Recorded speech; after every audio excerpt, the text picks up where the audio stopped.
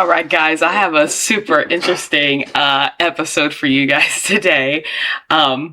So I've recently heard that you guys enjoy my ramblings about various different things. Oh, by the way, welcome to the Yell and Danielle podcast. Look, look, look, look, look. Good job, everybody. I'm really happy that you made it back.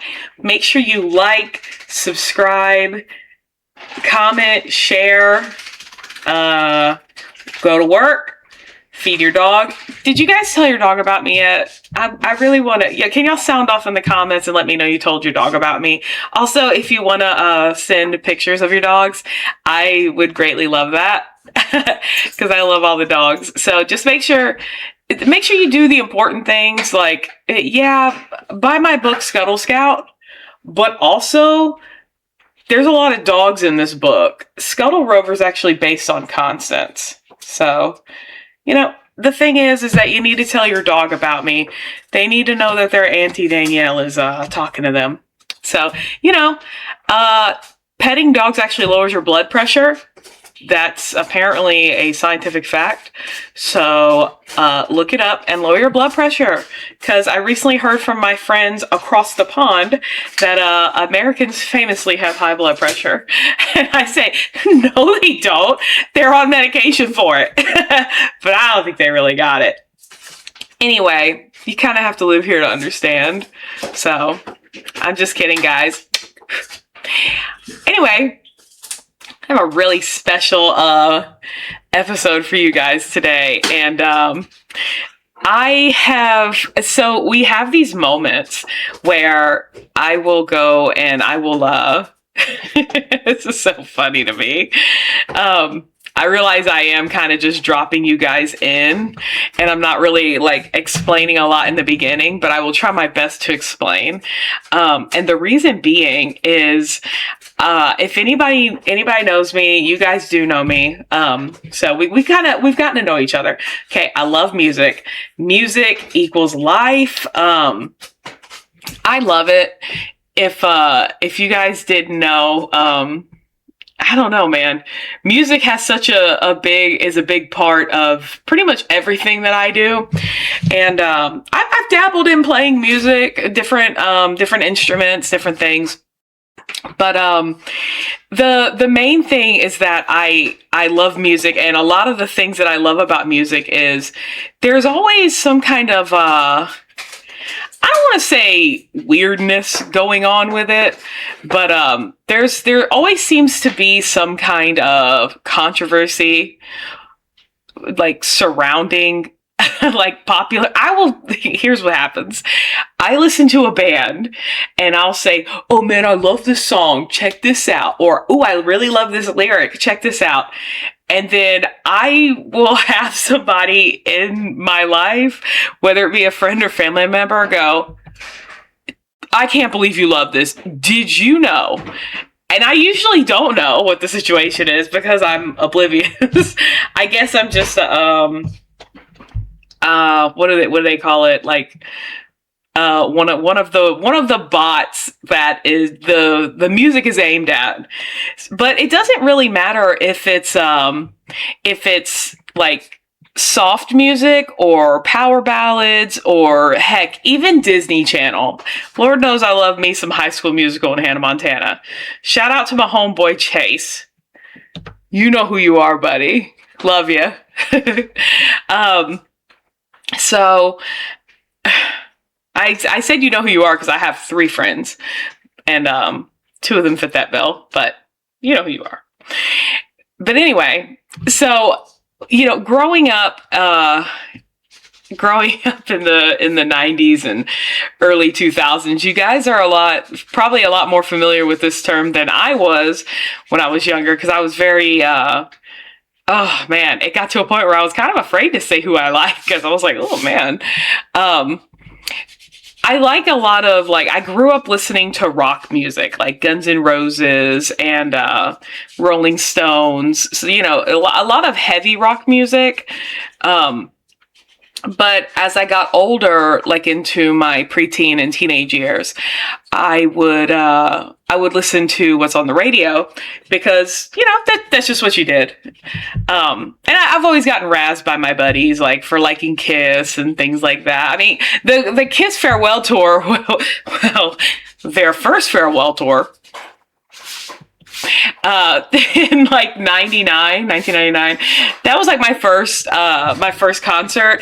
Shout out to my parents for being awesome. And yeah, it was really awesome. I loved it. And so I mean, I used to get razzed by my friends a lot for listening to that, but I mean, I grew up listening to Motley Crue, Queen, let's see, Metallica, Megadeth. I mentioned Guns N' Roses, Iron Maiden, Judas Priest. A lot of them. But as I got older, when I mean older, I mean like 8 and 9 years old. Started shifting over to like Alice in Chains and hey, don't blame my parents, blame me, because as soon as I was watching TV, it's my friends would be listening to Britney Spears and Christina Aguilera, and I do like them, and NSYNC and Backstreet Boys. And I'm not saying I didn't like them. My thing is if it sounds good, I will listen to it. So I will give it a shot. I will give a shot to commercial jingles. If I was born in the 50s, they would have loved me because I would just be singing all their jingles in the car. So, basically, like, music is one of those things where like I just really, really, really get into. Like I can't state that enough. So, I remember fondly seeing my father watching MTV back when they did music, and Alice in Chains. They would be playing, and their music just is so good. They're awesome. And I love Pearl Jam. Nobody can tell me anything about Eddie Vedder, okay? So, keep your opinions to yourself about Mr. Vedder. But you probably know where this segue was going because it takes me forever to say anything. But, I'll just come right out and say it, Buttrock. Okay. The slang term for the formulaic, radio-friendly, post-grunge kind of music era. The whole heavy riffs, the raspy vocals, the I'm a big guy, hyper-masculine, and, emotional lyrics. I loved it. There was a lot of bands that kind of got that they were just butt rock. Like people would just say that, and I didn't really get into saying that because I don't know. I guess I just didn't really understand the significance until I like got older. But apparently there's like two meanings of it, which is basically like one is like a 2000s kind of era, and one is like a 1980s era. And it's crazy to me because like glam metals, like I kind of like, Motley Crue, things like that, and Poison and everything. Those are like older rock fans. They would describe their debaucherous. They're in spandex and, they got the hairband. They're on the Sunset Strip. Apparently, that is a form of butt rock, and I did not know that until I started doing my research. But I was very aware of the 2000s era term butt rock. So it's like nothing but rock, but then it's like nothing but rock. And it's like the B-U-T, B-U-T-T commas in a certain place. It's just crazy to me because what, guys, why you gotta make fun of me for liking music? So it's like, it's the edginess, the whine, the pandering to the mainstream audio, the posturing, and the I don't want to say relationship woes, but they're like, my girlfriend left me. It's like that kind of thing. It's just I don't know. You know how in the 2000s, like you would listen to, in the early 2000s, you'd listen to a song and they'd give you the feels and you would just listen to that song on repeat. Like that's, I don't know. Y'all know what I'm talking about, so stop all that. You know, the music of the quote unquote butt rock is very formulaic. Um, I I don't know. People say like they blame Pearl Jam because of the whole the voice thing, the cringiness of the Jarl is, I think, what people say. But then they blame mainstream media for like mid-tempo rhythms and everything and three-chord structures. So I don't really get that, because if you talk about massive commercial appeal, I guess you can say that, but I mean, we have legends who don't use those kind of, you can't say butt rock, or else you'll wake up you'll wake up in a parking lot with a sore jaw, because you know those fans will not hear it. So I just think it's funny, but I don't know. It's weird to me about how like there's a lot of controversies surrounding, those bands like Motley Crue, Guns N' Roses. You know, we talked about in a previous episode about the Rolling Stones and everything. And it seems like so the times be a changing. I don't know if somebody else has covered this before. So if they have, this is this is me giving the disclaimer. If you have covered it before, and it might seem like we're talking about the same thing, as you guys know, I just wrote a book, Scuttle Scout, and I'm very busy, and I'm also in school for my master's. I do not have, I don't scour the internet for inspiration or anything. These are mainly just like my ramblings to my buddies and my quote unquote shower thoughts. So if these videos or any of these rants seem very similar, it's not because I was inspired by anybody. It's just because we just had the same idea. So it's really what it is. I don't have time to scour the internet, really. And I wish I did, though, because I probably would learn a lot more. But you also have to be careful, because some of that stuff on there is wrong. So I wanted to make sure that I don't want to say anything too bad about bands, but there are some bands that are labeled as butt rock, but I don't know. I don't agree with it, because the controversy surrounding certain bands for being the formulaic, raspy, yarly voice is crazy to me, because there's bands that have real allegations and controversies that plague them, compared to the ones where I think it's generational. I think if you're a millennial, shout out to millennials, if you were born in the 80s, so you grew up in the 90s, I think you were kind of, we're all influenced by our parents and everything, and, the media. So I just think it's maybe just like a product situation.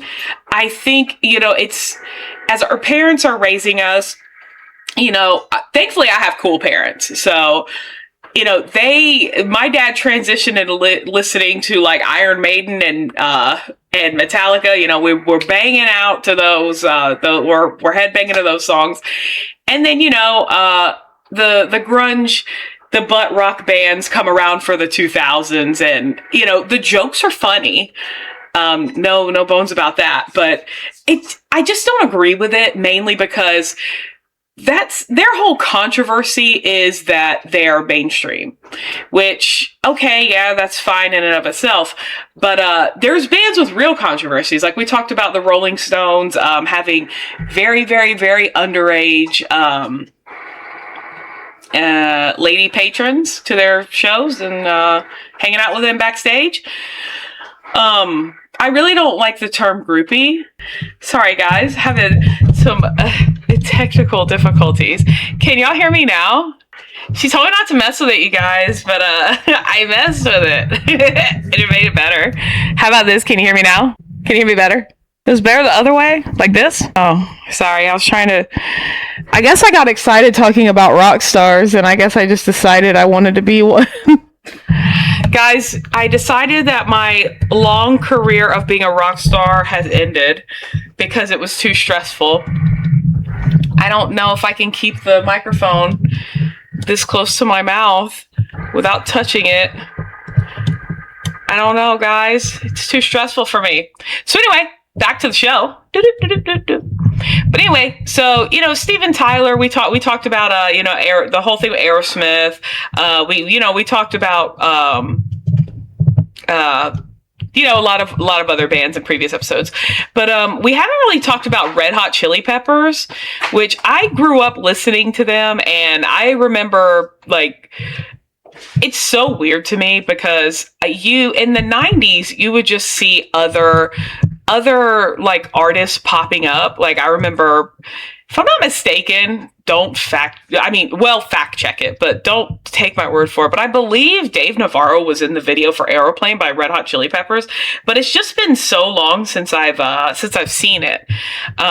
Maybe I'll watch it after this video and I'll issue a redaction if I'm wrong. But Dave Navarro's cool. I don't think he has any crazy controversies.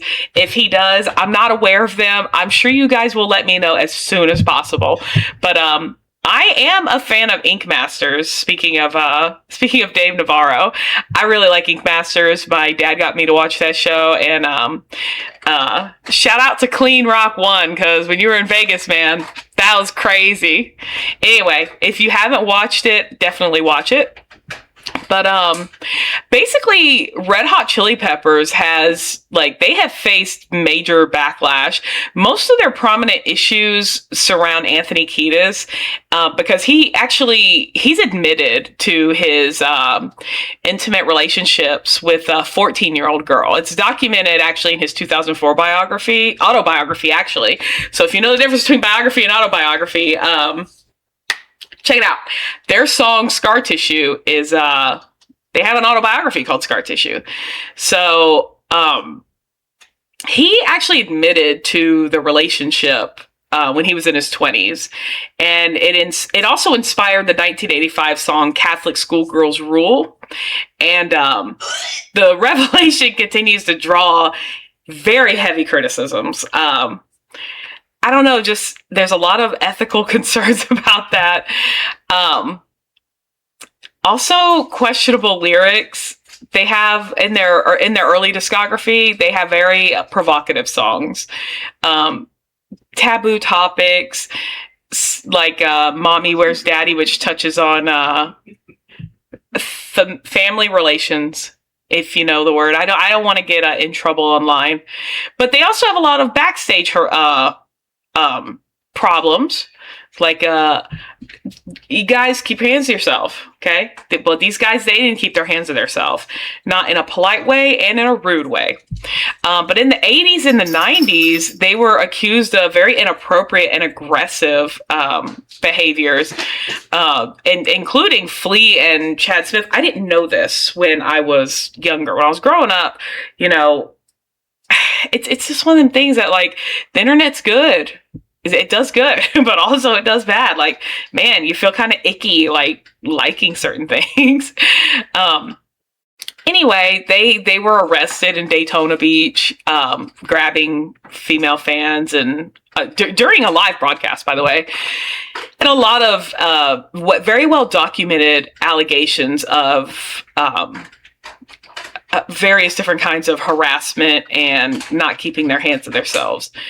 But they have a lot of erratic live appearances. Anthony Kiedis would frequently try to kiss interviewers and would run amok in the audience. So a lot of the band members have chilled out mostly, but there's a lot of misogynistic imagery that's kind of like, it's really been the topic of ongoing debate. A lot of music fans, they don't just give them a pass as, oh, that's just the rock star lifestyle. No, not really, because that's not cool. I have a lot of feelings about Red Hot Chili Peppers, and mostly because I really did like them. I can't argue that I was a big fan, but they actually, there was this whole thing when I was younger. I actually mentioned in a previous episode about Billy Zane playing in a Jimi Hendrix documentary. I'm not documentary. I'm sorry. Biography, like a biopic kind of thing, where he played his manager. So that it kind of, I've been thinking about it since then. So this is kind of what reminded me to mention Red Hot Chili Peppers. Well, in the early 2000s and the late 90s, people were talking about how the Red Hot Chili Peppers drum pattern for Breaking the Girl just was so reminiscent of the Jimi Hendrix song Manic Depression. And it's really, they actually openly admitted that they copied the drum pattern from Mr. Hendrix. And that's just crazy to me because like people are like, hey, that's just a lot like that. And then for a while when they don't say anything or they openly say no, I'm not saying they did, but I'm just saying, like, if you don't come right out and address it, I think people just draw their own conclusions. I'm not saying it's right, I'm not saying it's wrong, but when you're a public figure, you kind of have to do those things. You really have to stay ahead of these things. But if you did use that as the inspiration, or just completely take it, you need to come out and say that. So, because it's like the point of contention with fans, you can't mention, oh man, I love Breaking the Girl. And it's like somebody say, you mean, don't you like this song? But, they have a lot of similarities with Led Zeppelin's Dazed and Confused. I don't know, man. It's crazy to me because Mitch Mitchell's groove on the 67 track Manic Depression, like Chad Smith, look, it was said, okay? This is highly documented. You can just go and look this up. I don't know. It's weird. Like Anthony Kiedis had a lot of relationships with models, and there's a whole lot of emotional pathology behind a lot of the stuff that he did. He has since come out saying he has emotional immaturity and fear of commitment, but I think it goes a little bit deeper than that. I don't know. It's kind of weird to me. I know when I was younger, there's a very popular song by them called Soul to Squeeze. And apparently I guess that they didn't like the song, or they didn't want to put it on the album. So when the movie Coneheads, which was massively popular off of an SNL skit, came out in the motion picture came out in the 90s, I think they ended up I think Give It Away and Under the Bridge was the one that ended up going on their album, but the soundtrack to the movie, they put Soul to Squeeze, which it was they even have a cameo in the music video of Chris Farley, which he is amazing. But there's a lot of like weird conspiracies again about that song and the melancholic grief and everything about that song. I'm not really going to get into it because that's a whole thing by itself. But they've been at the center of a lot of controversies, not just for the allegations and the actual. Anybody who knows about Anthony Kiedis knows that he definitely prefers younger women. As my producer puts it, maybe not women, but children. Look, my back is getting sweaty, guys. I'm not trying to get sued over here. Oh my God. Oh, I'm sweating. Anyway. There's a very interesting conspiracy about their song Californication, talking about they predicted the future, which is very interesting because I remember when that song came out, it was the first time I had really noticed not really noticed, but I mean that I can actually commit to memory. You know how like we talked about canon events and you are able to just pull them out of your memory warehouse and say, yeah, this was the thing.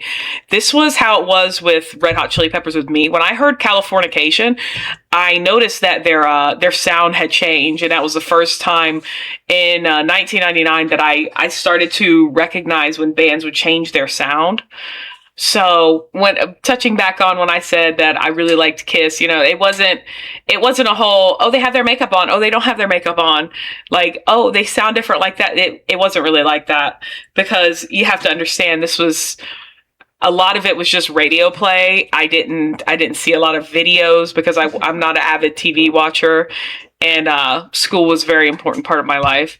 So I mainly would just hear the radio, so I wouldn't know if someone had makeup on or not. But because of 1999, computers were in the houses and everything, and anyone who knows my family knows they love their tech. So we definitely we've had computers, but internet sleuths and creators, they basically have talked about how Californication, the song that they put out, predicted the future, because there's various different lines in there about psychic spies from CHINA trying to steal your mind's elation is one lyric. Not have to censor China. Okay. They say things like, pay your surgeon very well to break the spell of aging. Little girls from Sweden dream of silver screen quotations. That's crazy to me, because that's actually directly related to Greta Thunberg, which is I don't know. I always thought it was Ingrid Bergman and Greta Garbo, but I don't know. And then the most famous one, I think, is Space May Be the Final Frontier, but it's made in a Hollywood basement. I mean, of course, people say about the moon landing and everything, but I don't know, man. It's crazy to me. There's so many different conspiracies just with that band. And it's so surreal that a lot of these bands are out amongst like this around the same time. Like, for instance, Nirvana. Nirvana has controversies for, they were very much activists and everything. A lot of people have said things about Nirvana, so I'm not really going to get in to them. Me personally, I recognize Nirvana for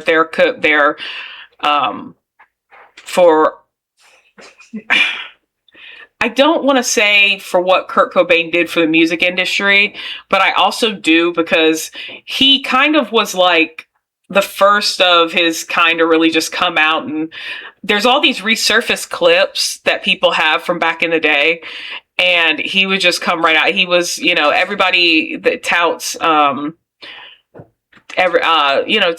Taylor Swift for taking on Ticketmaster, but I mean, Kurt Cobain really was, and I could be wrong, so please feel free to tell me I'm wrong, but Kurt Cobain really was the first one to be like, that's crazy about the ticket prices. Like, he just seemed like a chill dude, and there's still a lot of controversy surrounding his demise and everything, and I don't know. I have my opinions on it, and I don't really want to get into that because I don't want to peddle to like as people will say, tinfoil hat.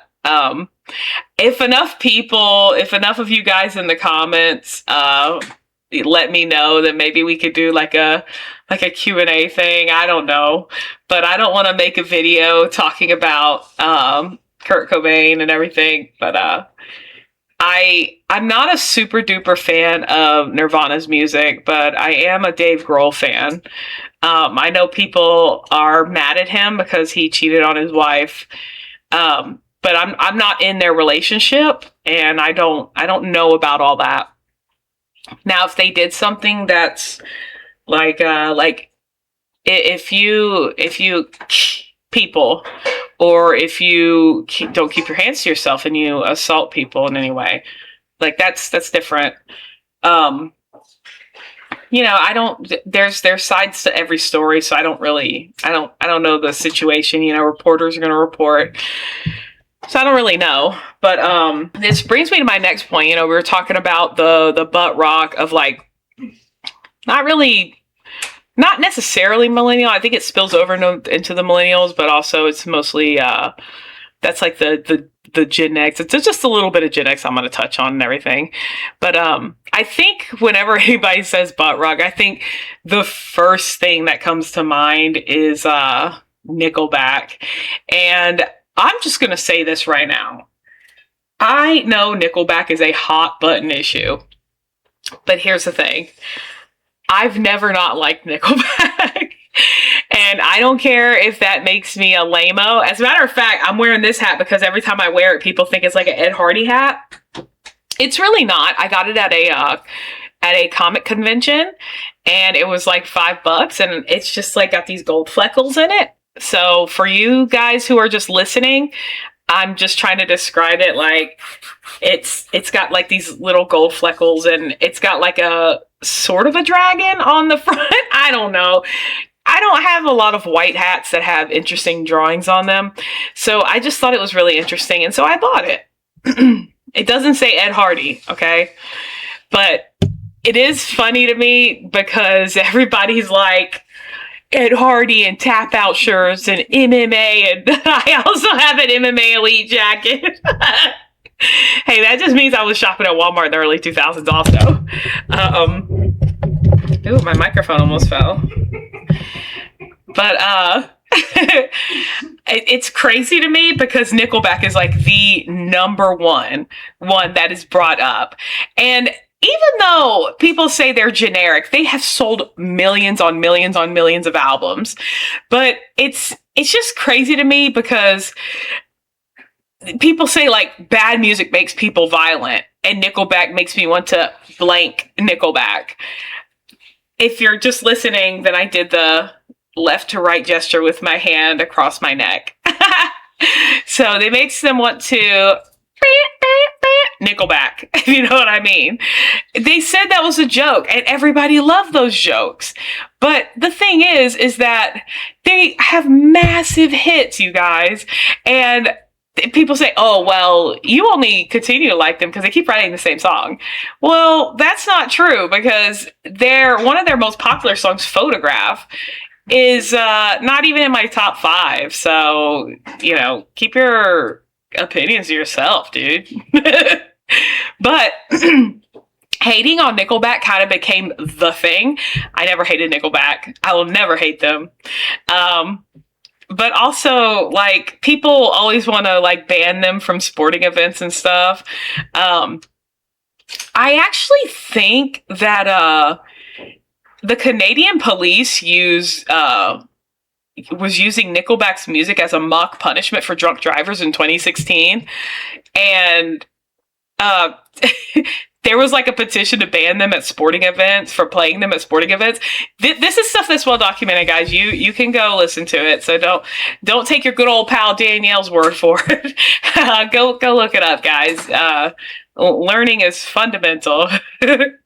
I just think that the internet hate and the criticism is just kind of, I don't know. I don't like it. I know in 2023 they came out with a documentary, Hate to Love Nickelback.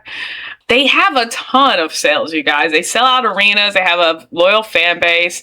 I know people aren't fans of Chad Kroeger because of his public persona and his, style and his outspoken feuds with, musicians. But apparently he has like a lot of scandals, which I was not aware of. But Corey Taylor in 2017, in an interview, Kroeger actually took shots at him at Slipknot and Stone Sour, calling Stone Sour Nickelback Light. So that's crazy, because the immediate comment back to that from Taylor was that Chad Kroeger is an idiot and he has a face like a foot. So I don't think that's funny, like as in like that's a funny insult. I just don't understand, like, how can someone come up with that, just a riff right off the top of their head, and it just sound right? I don't know. When I was younger, I had like a little bob haircut that was like really like short, and people would call me a mushroom. So I mean, it bothered me when I was younger, but I laugh about it now because I think about it and it's like, yeah, you know, but it's just interesting to me because even Marilyn Manson had words for them, and he said it was like he likened their sound to stepping in a big pile of mud. So I don't know, it's just crazy to me. They were just memed to death, and they were just a punchline for all kinds of formulaic mainstream rock. And Chad Kroeger was just very like the dude who's partying, and he's a not cool guy. You know, it's the D word, guys. I know a lot of you guys, y'all don't like Chad Kroeger. I don't know the guy, but I know that he married Avril Lavigne, and that every time I remember that, that's so weird because it just feels like every time I think of Avril Lavigne, I always think about how she's married to the dude from or maybe she was married to the dude from Good Charlotte, but they may not. I'm not sure if they're still married or what have you, or maybe they're not. I don't know if her and the guy from Good Charlotte are still together. I'm not even, before you guys get excited that I talked about Avril Lavigne, I am not going to be talking about Avril Lavigne. So stop it. Melissa. Stop it. Stop it. Guys, I'm not going to talk about it. But anyway, you know, Nickelback, thanks to their success and popularity, they sparked a whole lot of other like bands. They actually signed the band My Darkest Days, and they're in, I think it was like 2010. They had like a single called PORN, Star Dancing, and it was very raunchy and super hyper masculine and kind of sleazy.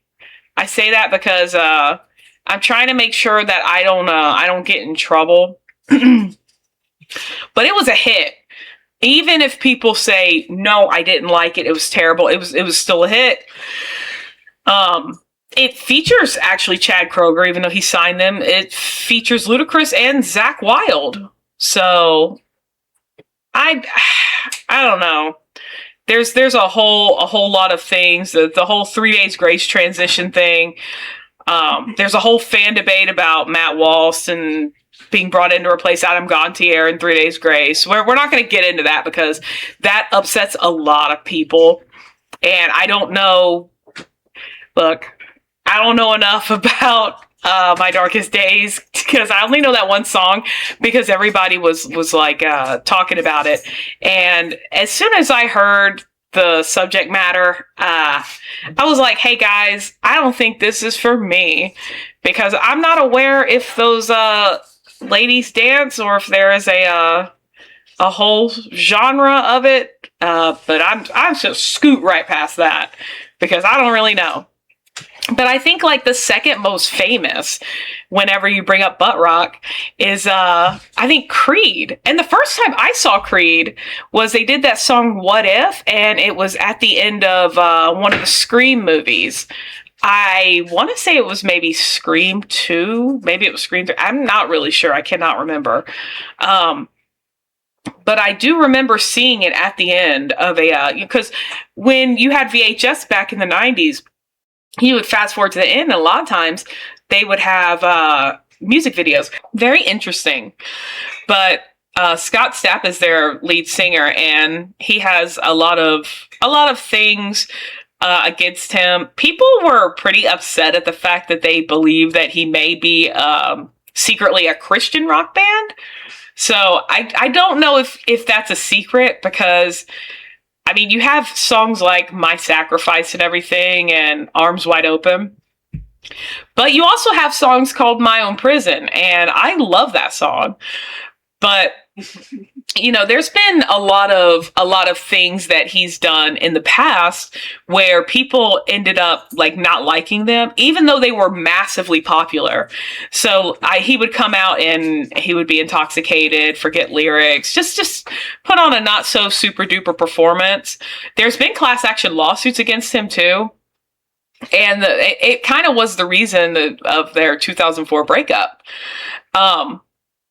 They used a lot of religious imagery, and I don't know like if saying God and prayer and salvation is enough to say somebody is a Christian rock band, because they I mean, if you look at it like that, a lot of rappers have Christian imagery all over the place. But we're not going to talk about rappers, because I really love rap music, and I have a whole.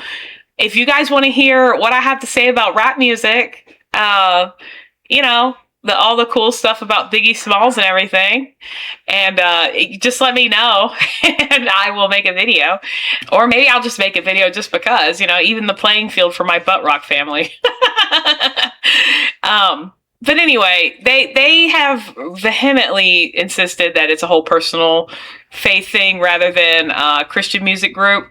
I don't know. I feel like you could really, if you're looking for that, you can find that in almost anything. But Creed was actually voted in Rolling Stone's readers poll.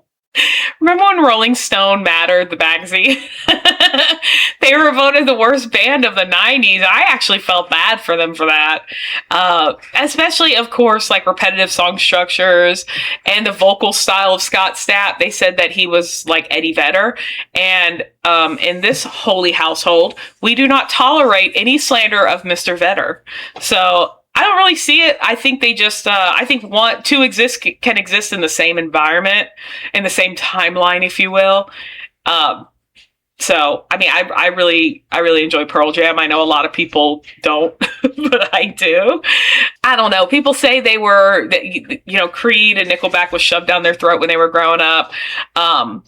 But one thing I am glad to hear is that Scott Stapp has, since been, there's been a resurgence for Creed here recently. I think maybe it was during Super Bowl, the last Super Bowl or the one before that. But he has come out since and addressed his struggles with, substances and alcohol, and also he says untreated bipolar. So if they do a reunion, I would be very interested to see that.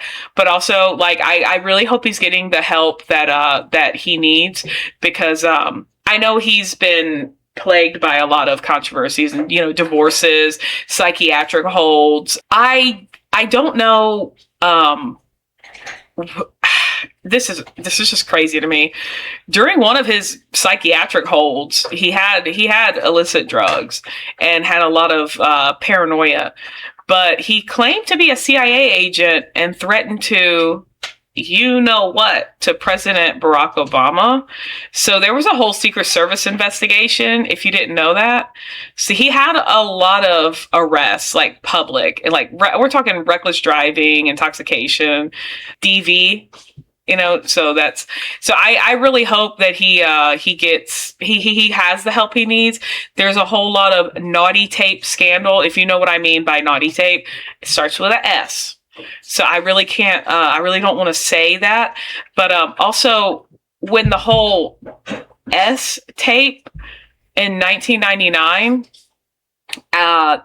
he was with Kid Rock. I don't know if he was like alongside or what the situation was. I try to live a holy lifestyle, so I'm not going to go searching it up. But basically, he was with Kid Rock, and he claimed that the video was like stolen and the footage was like leaked. And he actually filed a lawsuit in 2007 to permanently block its distribution on the internet. So it's so weird to me to hear that Scott Stapp and Kid Rock are so acquainted. It looks like it's saying alongside fellow musicians. So I don't know in what capacity. I think he's gone through struggles, and I hope he's getting better. And anybody who goes through any kind of struggle, especially if you live in the public eye, seek help. There's a lot of resources. So definitely, I hope he's better. I hope anybody who needs help gets better. Don't be embarrassed to reach out for help if you need it. But I got a little dim in here for a little bit, but we're gonna scoot right on to the next band. And I already know that some of you guys are just waiting for me to say it. Buck Cherry. We already know that was coming. But they had a song, of course, their most popular song, Crazy B Word. I'm not gonna say it because it's a bad word, and there might be kids listening. So, um, there's Buck Cherry. They're not. I don't think they're a great influence. So, a mother in 2006 actually she filed a lawsuit against Buck Cherry because if you've ever, I'm not saying to go seek out the music video, you guys, but I am saying that I did see the music video when I was younger, because when I was younger I didn't know all this, you guys. And she was saying that her daughter was 16 years old when she appeared in the video for that song, Crazy, another word for a lady dog. So that's not really cool. And their lawsuit actually claimed that she was coerced into drinking heavy drinks and exposing herself and performing very explicit acts, and that is just unacceptable. The band actually stated that they advertised for extras that were over 18, and they checked IDs at the door, and they said that the girl had falsified her birth certificate and ID to gain entry.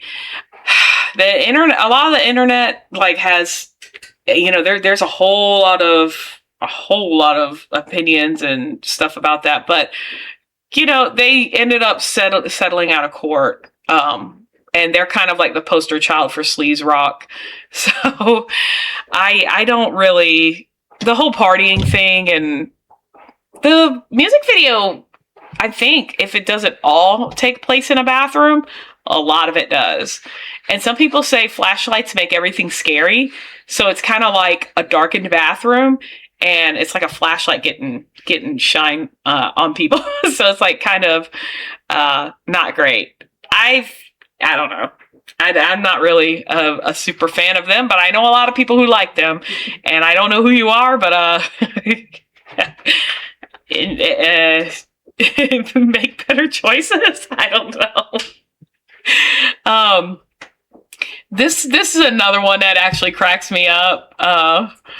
Hinder is actually man, there's a whole lot of stuff about Hinder. People don't like them.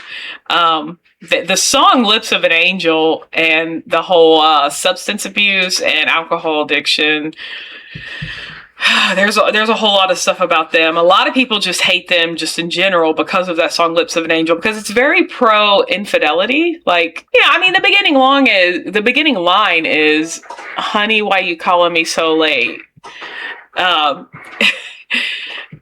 His girlfriend's in the next room, and sometimes he wishes she was you.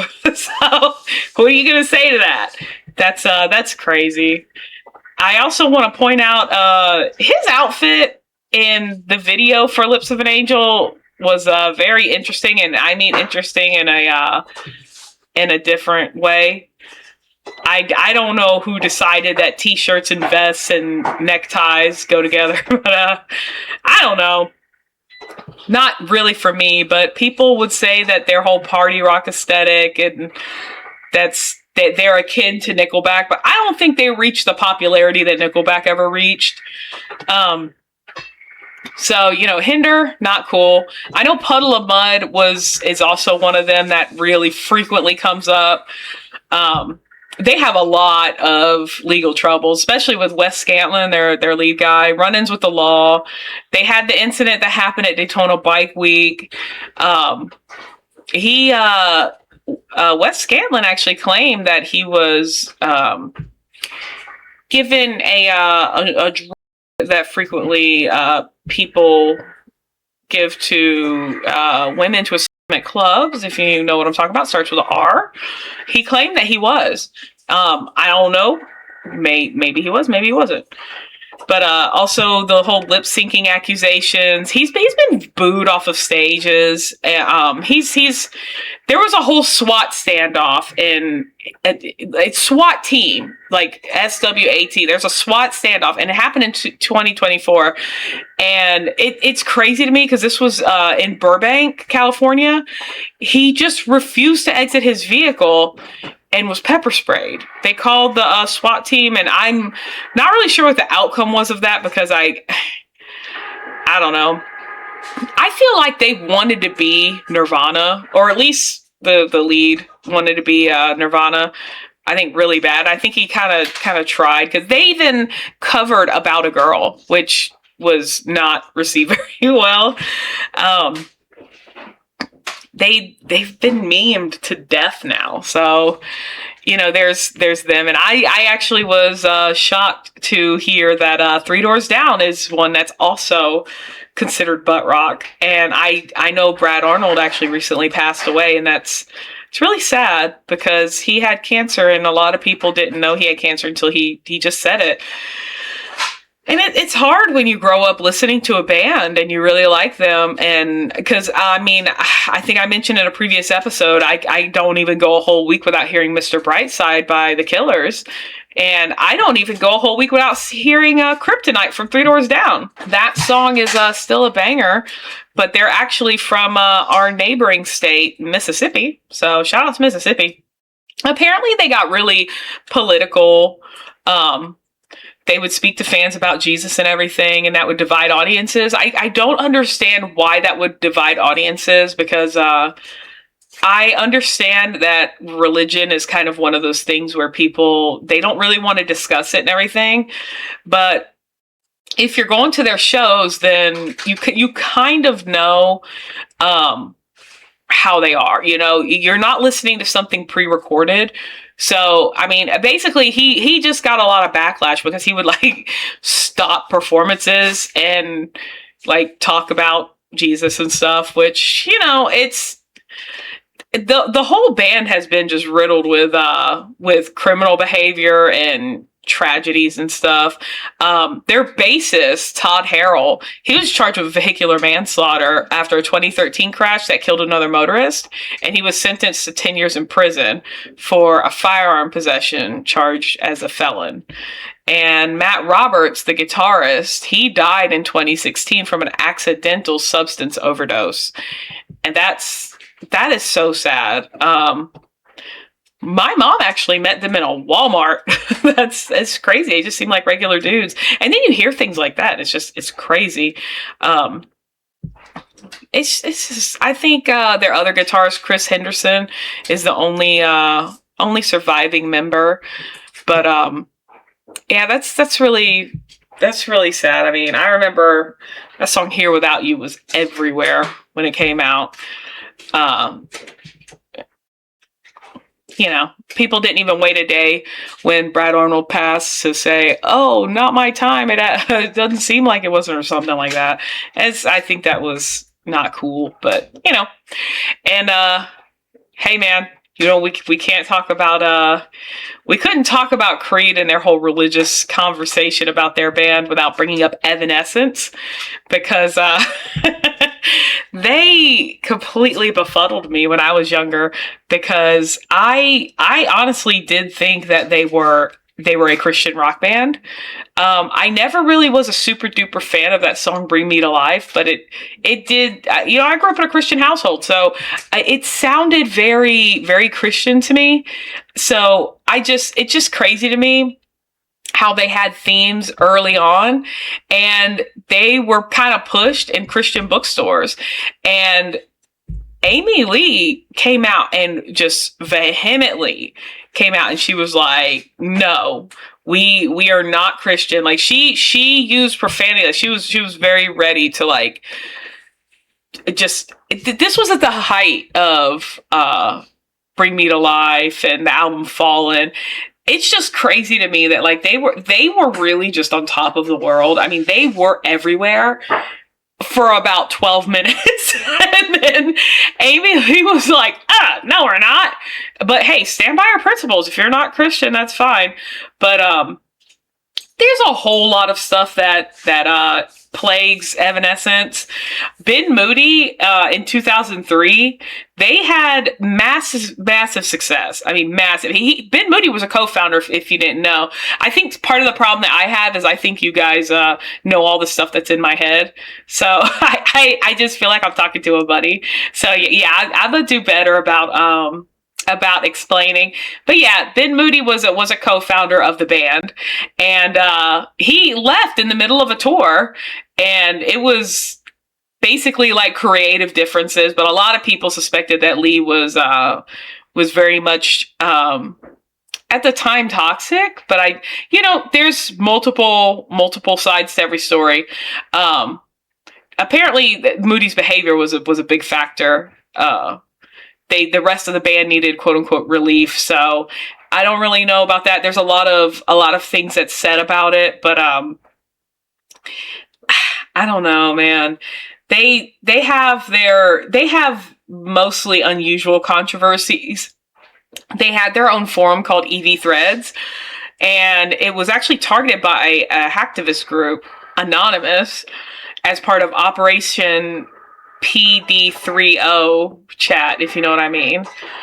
And it's crazy. There's a lot of I really don't want to say anything to get myself. It's a lot of inappropriate stuff, guys, and illegal activity. They've had a lot of controversy with label and management disputes about withheld royalties and things. And coincidentally, this is just so random. In 2004, 50 Cent, he basically, while Evanescence was being basically like praised for, the best new artist in 2004, 50 Cent just walked on stage and he was just upset over losing the best new artist award to a rock band. So they were just interrupted by him.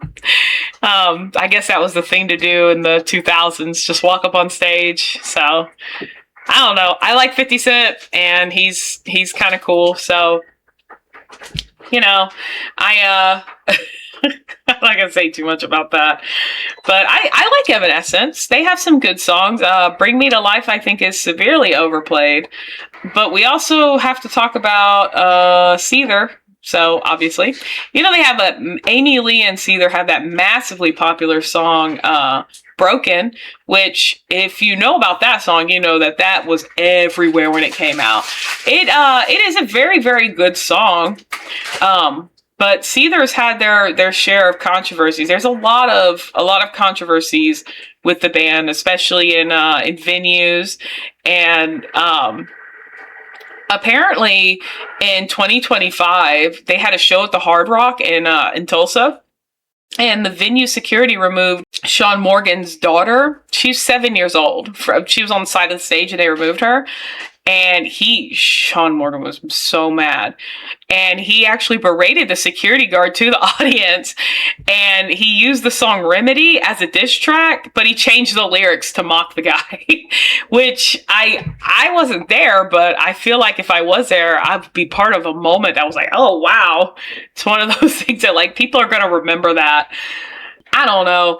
I kind of am not really a super fan because Morgan is very he's mad about political correctness and quote unquote millennial culture.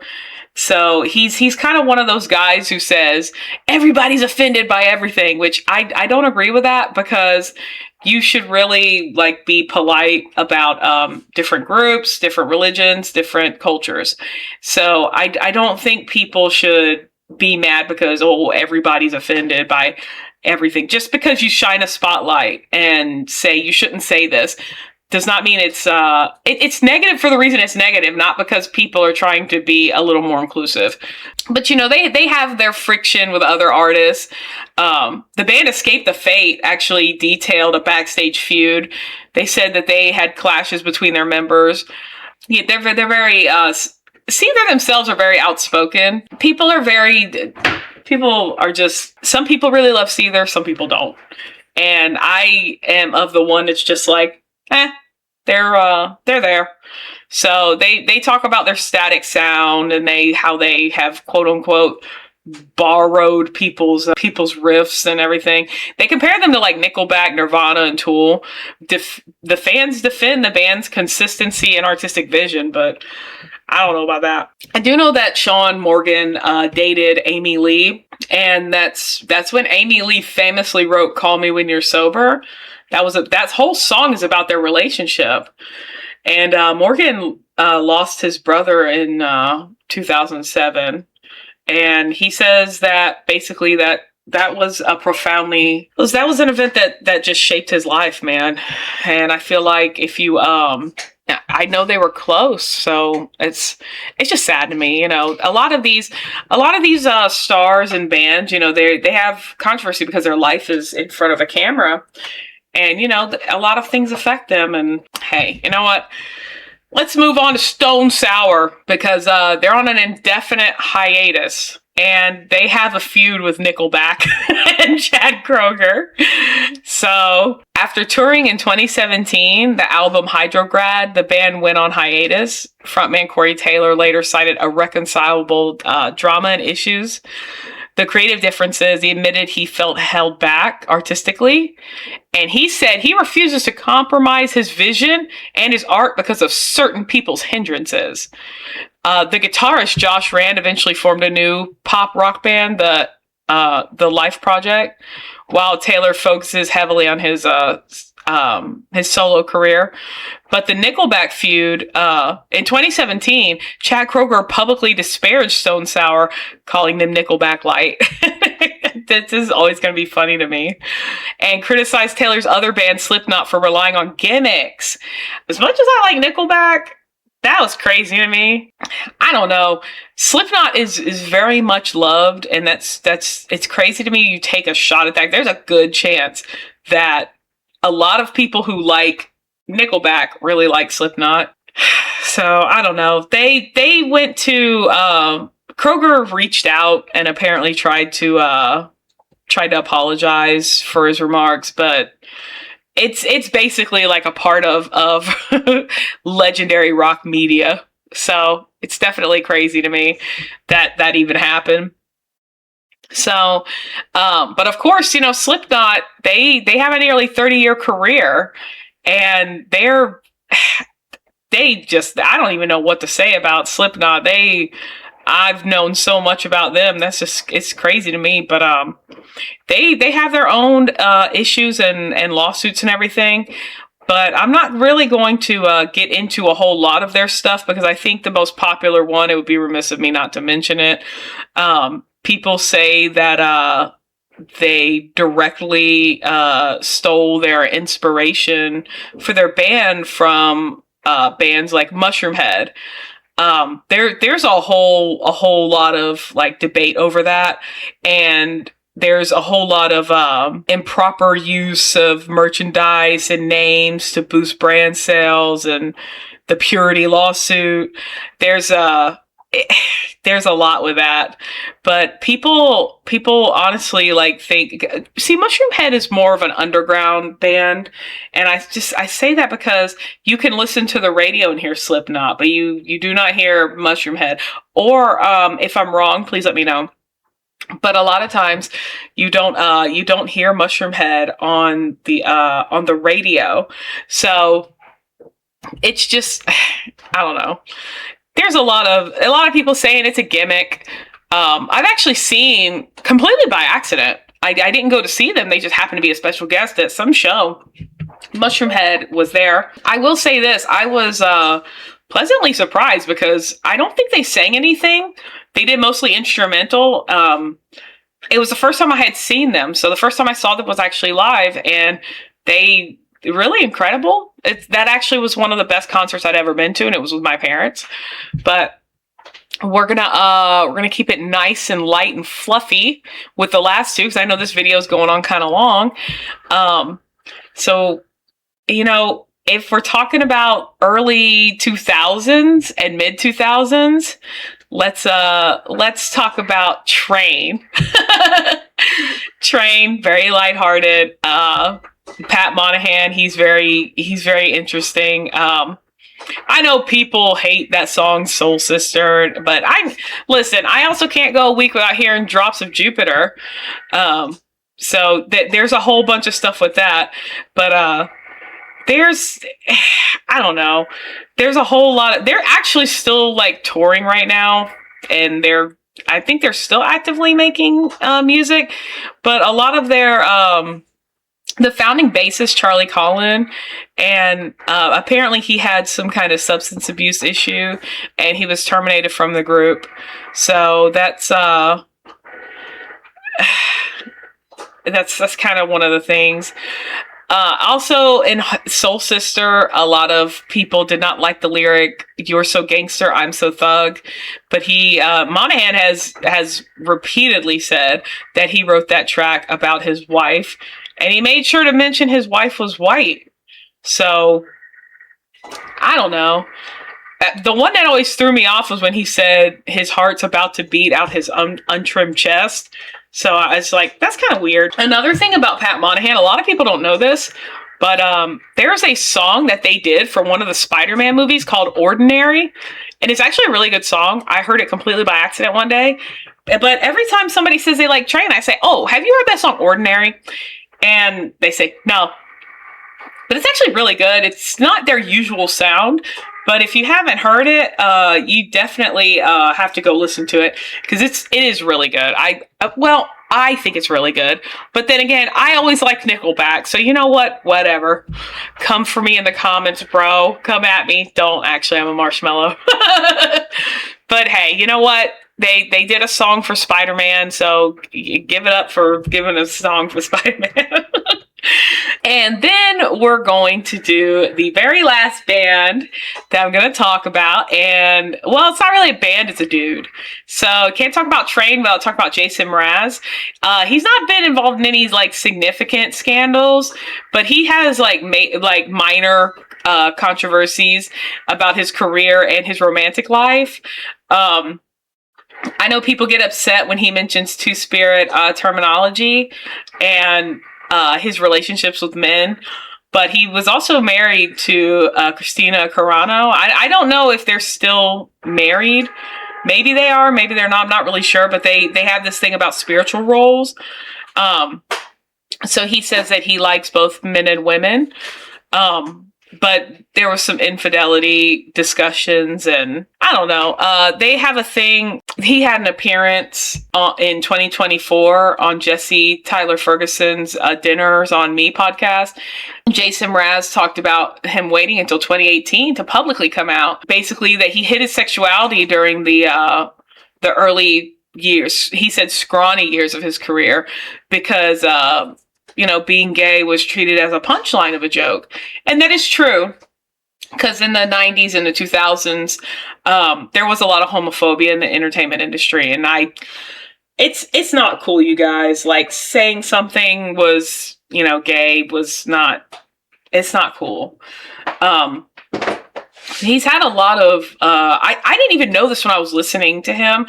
A lot of people say, like, oh, you can tell. Like, no, you really can't, because I think it's just something that people say. And I don't think it's something you can actually tell unless somebody comes right out and says it. Like, that, to me, that's like saying, I don't even know what that's like saying. I don't know why I said that's like saying. I think I'm getting tired. I don't know. People don't like Jason Mraz for the same reason they don't like Train a lot of the times.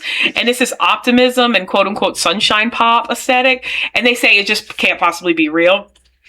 And, Jason Mraz is actually kind of sad, because he said that his music is actually a coping mechanism about his personal bouts of melancholy and depression, and turning it into an uplifting art. If you've ever heard that song by him, I Won't Give Up, that song is very poignant. You should really listen to it if you haven't heard it. There's not a lot of instruments in it. It's really just guitar and him singing. I really like it. I don't know if you can trust me because I like Nickelback. You guys always make fun of me for that, but I'm still gonna I'm still gonna like them. I don't really care. You guys always gonna say some stuff to me about liking them, but I don't really care. I like them. I also really like Jason Mraz too. So I really like him actually. In that song I Won't Give Up, he actually has a line where he says, "Even the stars they burn." And I think that's a really good line. You should listen to the song. I don't want to spoil it for you. But anyway, this video ran way over because guys, I was having fun talking to you. So I'm gonna go ahead and let you guys go, and I love y'all. And hey, let me know in the comments, or tell me whenever what you want to hear next, or if you don't want to hear anything. I probably will still upload if you don't like what I talk about, but you don't have to listen. No, nobody has to listen, as a matter of fact. All right, love you guys. Bye.